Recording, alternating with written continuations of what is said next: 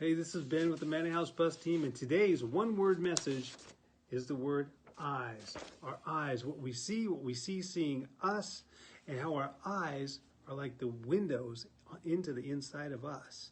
First of all, here's a great example of eyes. This is an actor named Marty Feldman.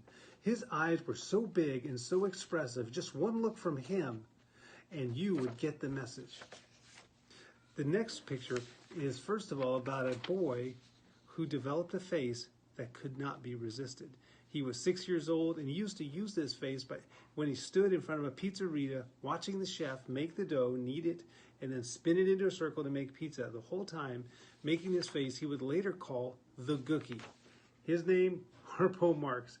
And this chef, after couldn't stand it any longer, he would drop his dough and chase this little boy down the street, which is exactly the reaction the little boy wanted. Well, if it was dark, none of this would be possible because we couldn't see anything, and nothing could be seen. We couldn't be seen by anything either. Once when I was driving over Mount Hood, it was really dark. It was at night. I pulled over. There's no street lamps. There's no lights from the city. And the trees are so big, they block out all the moonlight. When I tried to put my hand in front of my face, I couldn't even see it. It was so dark. It was crazy dark. Well, Jesus says he is the light of the world. In John chapter 9, verse 5, he says, "For as long as I am in the world, there is plenty of light. I am the world's light." Well, let's get into what that means.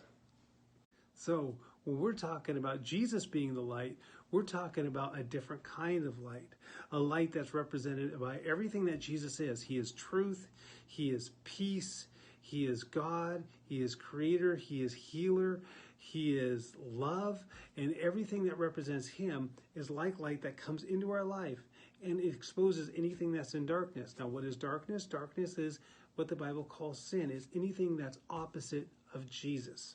So if Jesus is light and we think about him and we talk about him and he comes into our life, he exposes anything that's in darkness. Now, if we've never had Jesus in our life, that means the light gets turned on inside of us in what's called our soul for the very first time. And it's an amazing thing. Let me show you a little bit more and demonstrate how this feels through a funny story, an awkward, embarrassing story that happened to me in the 7th grade. And the only way I can tell it is by wearing the bag of shame. So here we go. The bag of shame.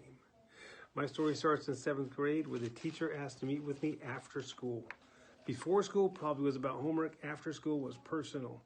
And when she sat me down, the first thing she told me was that all the kids were complaining that my body odor was so bad I needed deodorant. I needed to ask my mom for deodorant. The second thing was even worse. She said the kids, when I changed my clothes for gym class, noticed I had holes in my underwear. This was a lady teacher. It was really embarrassing, but she didn't understand. I came from a big family of 12 kids. People steal underwear in big families. And when we do wedgies, it's not for a joke. We're looking for lost property. And there it is. I went home, I got the deodorant, but I didn't know how to use it. I didn't have the instructions on it. And so I ended up taking it and rolling it all over my body. When I came to school the next day, I smelled like springtime came early. It was just so embarrassing.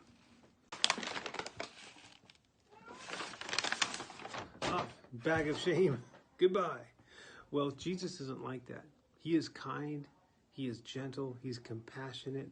His light, when it floods us, it just feels good. Even though things come up that are in darkness that should be uncomfortable, they're not with him. Listen to this. Luke 11:33 through 36.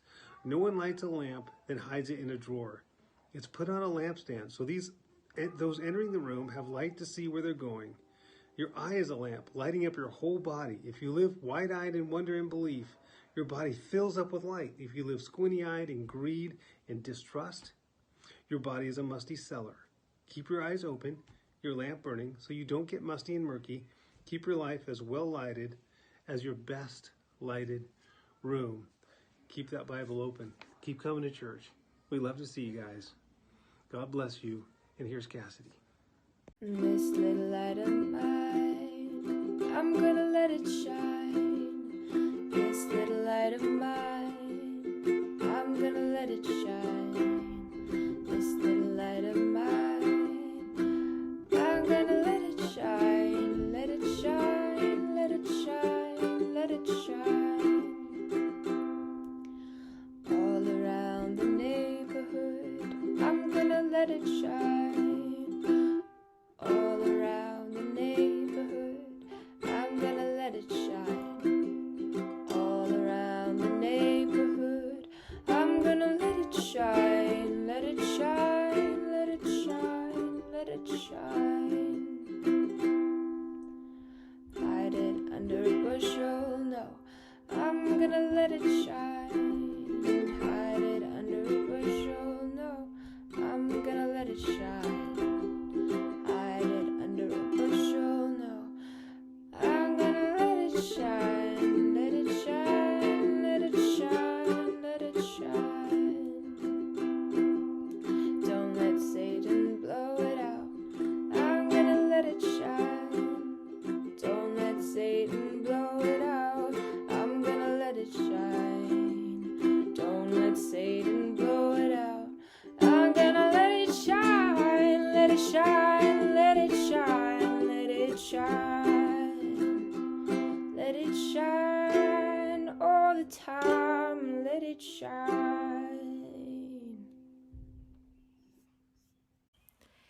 Hey guys, so that's the video for this week. I'm just going to read a short passage that Ben sent me earlier this week that connects back to the video.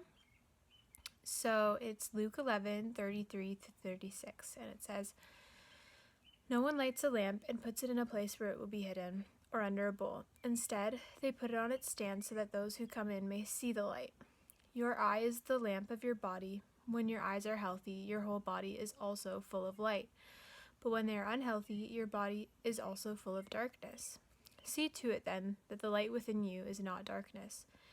Therefore, if your whole body is full of light and no part of it dark, it will be just as full of light as when a lamp shines its light on you." So, I think that's pretty cool.